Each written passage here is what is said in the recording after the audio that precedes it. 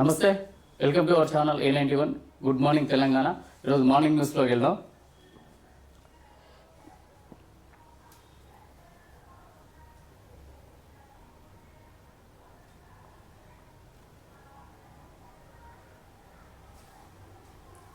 Football ఆడేస్తున్న రోబోలు, చైనాలో ఏ ఆధారిత మరమనుషులతో ప్రత్యేక మ్యాచ్.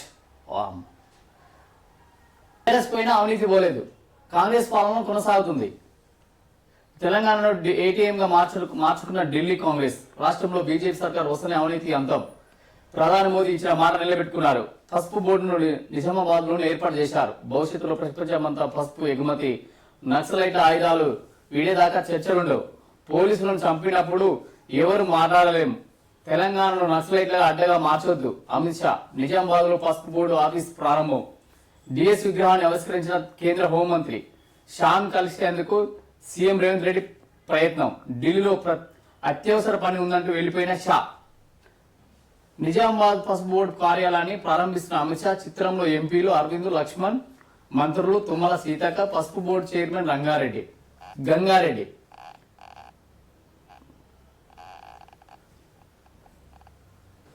ఖమ్మం కొత్త సారథి రామచంద్రరావు.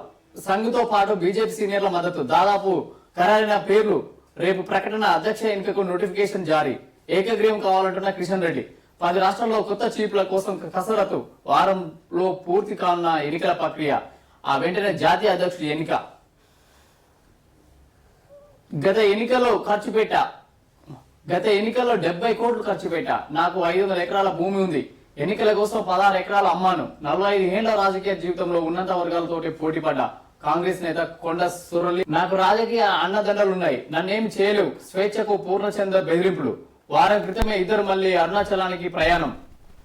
స్వేచ్ఛ పెళ్లి ప్రస్తావన తేగ కుదరదన్న పూర్ణచందర్. ఇద్దరి మధ్య వాగ్వాదం. మనస్తాపంతో ఆమె ఆత్మహత్య. స్వేచ్ఛతో నా రిలేషన్. జోగిలపల్లి సంతోష్ కు తెలుసు. ప్రస్తుతం నేను ఆయన వద్దే పనిచేస్తున్నాను. పోలీసులకు వాగ్మూలం. అనంతరం కోర్టుకు తరలింపు. 14 రోజులు రిమాండ్. స్వేచ్ఛ కూతురికి వేధింపులు. పోక్సో కేసు నమోదు.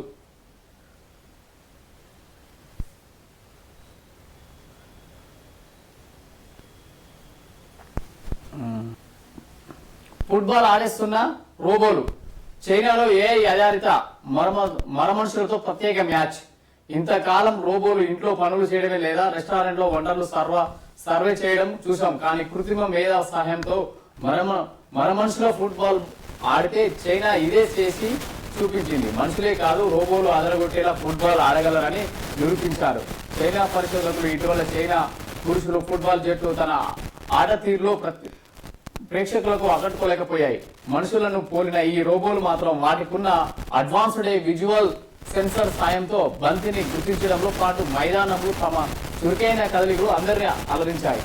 ఇక మనుషులతోటి ఏ విధంగా పనే ఉండదు. ఇక భవిష్యత్తులో మొత్తం రోబోలతోటే ఉంటది. ఇది ఏఐ వల్లనే మొత్తం ఇదంతా సాధ్యమవుతుందని చెప్పవచ్చు. రోబోలు ఫుట్బాల్ మ్యాచ్ చూడండి. రోబోలే ఫుట్బాల్ ఆడుతున్నాయి. ఇక ఏప్రిల్ 1 నుంచి జనగణన. 2 దేశాల్లో నిర్వహణ. తొలి దశలో ఇండ్లు ఆస్తులు లెక్క. 2వ దశలో జనాభా కులగణన. 36 ప్రశ్నలతో సమాచార సేకరణ. రాష్ట్రాల కేంద్ర ప్రాంతాల సీఎస్లకు సెన్సస్ కమిషనర్ లేఖ.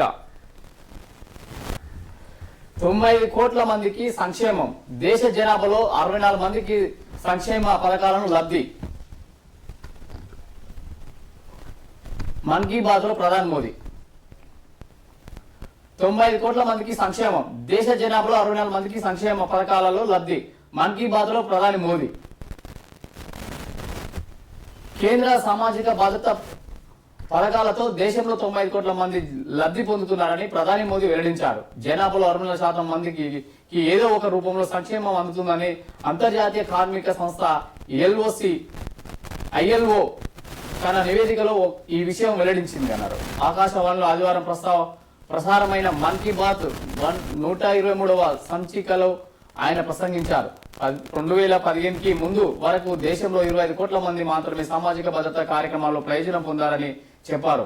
ఇవాళ ఏదో ఒక పథకం ద్వారా 90 కోట్ల మంది లబ్ధిదారులకు పొందుతున్నారని అన్నారు. ఆరోగ్యం నుంచి సామాజిక భద్రత వరకు ప్రతి రంగంలో సంతుష్ట స్థాయికి చేరే దిశగా దేశం ముందుకెళ్తుందన్నారు. భారత్ను ట్రుకోమా కంటిబాబు రహిత దేశంగా ఐఎల్ఓ ప్రకటించడంపై ప్రధాని హర్షం వ్యక్తం చేశారు. దీని నిర్మూలనలో స్వచ్ఛ భారత్ అభియాన్, జల్ జీవన్ మిషన్ కార్యక్రమం సహకారం కూడా ఉందన్నారు. ఉభయకయానికి కూడా తగ్గించుకోవాలని పిలుపునిచ్చారు. జగన్నాథ రథయాత్ర విషాదం.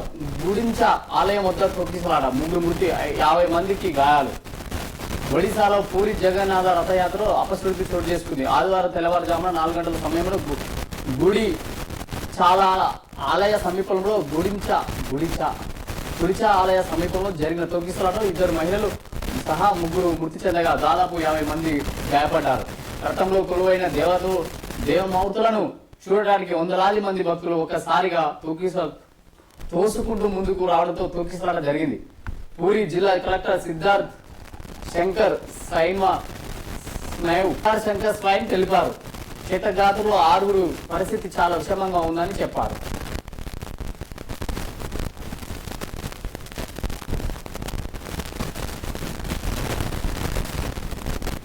పాక్ ఆర్థిక మాతలకుతలం. నౌకలపై భారత నిషేధం విధించడంలో తీవ్ర నష్టం. ఎగుమతులు దిగుమతులతో 50 రోజుల జాప్యం వెల్లడించిన కేంద్రం. హైదరాబాద్ వచ్చే విమానంలో సాంకేతిక లోపం. హైదరాబాద్ కు వెళ్లాల్సిన ఓ విమానం సాంకేతిక లోపం కారణంగా తిరిగి చెన్నైలో దిగింది. నెల్లూరుకు సమీపంలో గాల్లో ఉండగా విమానంలో సాంకేతిక లోపాన్ని గుర్తించారు. వెంటనే పైలట్ అధికారులను సంప్రదించిన తర్వాత చెన్నైలో విమానాన్ని సురక్షితంగా దింపినట్టు విమానాశ్రయ అధికారులు తెలిపారు.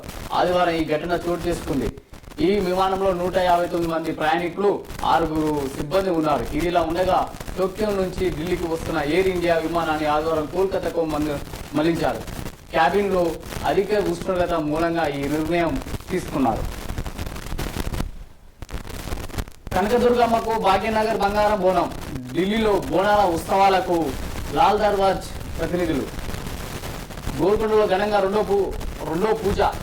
చంద్రాయనగుట్ట విజయవాడలో కొలువైన కనకదుర్గమ్మకు శ్రీ భాగ్యనగర్ మహంకాళి బోనాల జాతర ఉమ్మడి దేవాలయాల ఊరేగింపు కమిటీ అధ్యక్షుడు గోపిశెట్టి రాఘవేంద్ర ఆధ్వర్యంలో 500 మందికి పైగా భక్తులు ఆదివారం బంగారం బోనాలు సమర్పించారు. తొలుత బంగారం బోనంతో ఊరేగింపుగా ఇంద్రకిలాద్రికి చేరుకున్నారు. ప్రత్యేక పూజలో ఏపీ దేవాదాయ మంత్రి ఆనం రామనారాయణ రెడ్డి, దుర్గగుడి ఈవో సీనా నాయక్ పాల్గొని దుర్గమ్మకు బోనాలు సమర్పించారు. లాల్ దర్వాజా సింహవాహిని మహంకాళి ఆలయ బోనాల ఉత్సవంలో భాగంగా ఆలయ కమిటీ చైర్మన్ మారుతి యాదవ్ ఆధ్వర్యంలో ఢిల్లీలో సోమవారం నుంచి 3వ రోజుల పాటు జరగనున్న బోనాల ఉత్సవాల కోసం అక్కడికి బయలుదేరారు. ఇక బోనాల రెండో పూజ గోల్కొండ కోటలో ఘనంగా జరిగింది. అమ్మవారికి బోనాల తొట్టెలను సమర్పించారు. ఇకపై లష్కర్ బోనాల జాతరలో భాగంగా ఆదివారం సికింద్రాబాద్ లో ఉజ్జయిని మహంకాళి అమ్మవారి ఘటం ఎదుర్కోలు ఘనంగా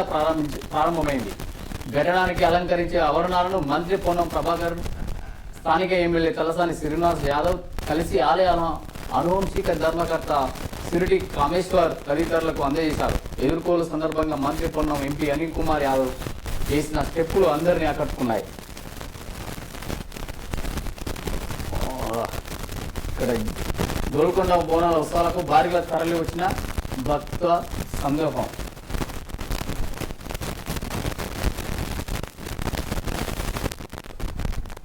పూర్ణచంద్రపై పోక్సో కేసు. యాంకర్ స్వేచ్ఛ కూతురు ఫిర్యాదుతో నమోదు. టీవీ న్యూస్ యాంకర్ స్వేచ్ఛ ఆత్మహత్య కేసులో నిందితుడు పూర్ణచంద్రపై పోక్సో కేసు నమోదైంది. స్వేచ్ఛ కూతురు ఫిర్యాదుతో Chikkadpally police station FIR file చేశారు. శుక్రవారం స్వేచ్ఛ ఆత్మహత్య చేసుకున్నప్పటికీ నుంచి పరారిలో ఉన్న పూర్ణచంద్ర శనివారం అర్ధరాత్రి పోలీసులు ముందు లొంగిపోయాడు. అంతకు ముందే స్వేచ్ఛ మరణంతో తనకు ఎలాంటి సంబంధం లేదంటూ లేఖ విడుదల చేశాడు. ఈ క్రమంలో స్వేచ్ఛ కూతురు పోలీసులకు ఫిర్యాదు చేసింది. పూర్ణచంద్ర లేఖలో రాసినవన్నీ అబద్ధాలేనని, తనతో అసభ్యంగా ప్రవర్తించేవాడని, అమ్మతో ఎప్పుడు కలవనిచ్చేవాడు కాదని అందులో పేర్కొంది. పెళ్లి పేరిట తన తల్లి స్వేచ్ఛను నమ్మించి మోసం చేశాడని, ఆమెను ఆత్మహత్య చేసుకునేలా ప్రేరేపించాడని తెలిపింది. పూర్ణచంద్రను అరెస్ట్ చేసినట్టు చిక్కడపల్లి ఏసీపీ రమేష్ కుమార్ తెలిపారు. ప్రతిసారి పెళ్లి మాట దాటవేయడం వల్లనే ఆమె ఆత్మహత్య చేసుకున్నట్లు ప్రాథమిక విచారణలో వెల్లడైందన్నారు. పూర్ణచంద్ర పై బిఎన్ఎస్ యాక్ట్ 69, 108తో పాటు ఫోక్సో యాక్ట్ కింద కేసు నమోదు చేసి నాంపల్లిలో జడ్జి ముందు ప్రవేశపెట్టగా జడ్జి 14 రోజులు రిమాండ్ విధించాడు.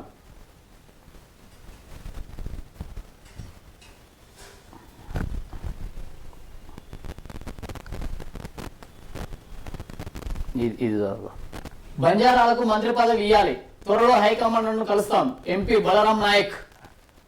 బంజారా భాషను రాజ్యాంగంలో చేర్చాలి. Ramachandra Nayak. ST commissioner separate గా ఉండాలి. తండా డెవలప్మెంట్ బోర్డు ఏర్పాటు చేయాలి. బంజారా ఆత్మీయ సమ్మేళనంలో నేతల డిమాండ్.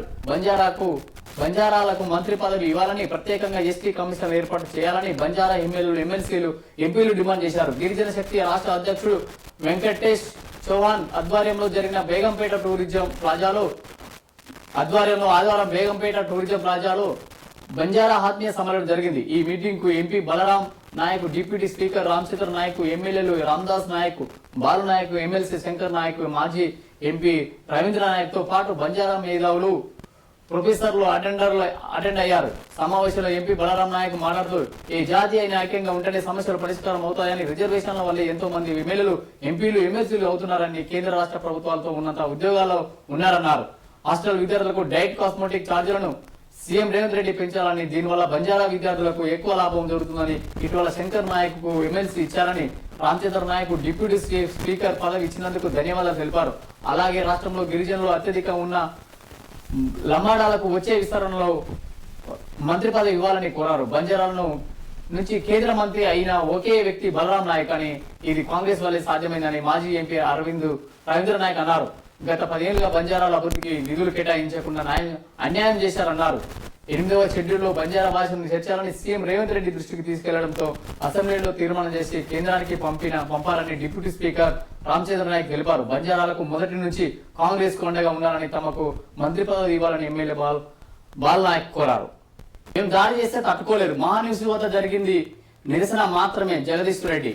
కేసీఆర్, కేటీఆర్ కు మహాన్యూస్ క్షమాపణ చెప్పాలని demand. Suryapet. Mahanews TV channel పై శనివారం జరిగింది దాడి కాదని, నిరసన మాత్రమే అని బీఆర్ఎస్ ఎమ్మెల్యే జగదీష్ రెడ్డి అన్నారు. తాము దాడులకు దిగితే తట్టుకోలేరని హెచ్చరించారు. మీడియా మిక్స్లో ఇష్టం వచ్చినట్లు కామెంట్లు చేసి దాక్కుంటామంటే కుదరదని, బిన్ లాడెన్ లాగా ఎక్కడ దాక్కున్నా పట్టుకొని వాళ్ళ పని చేస్తామన్నారు.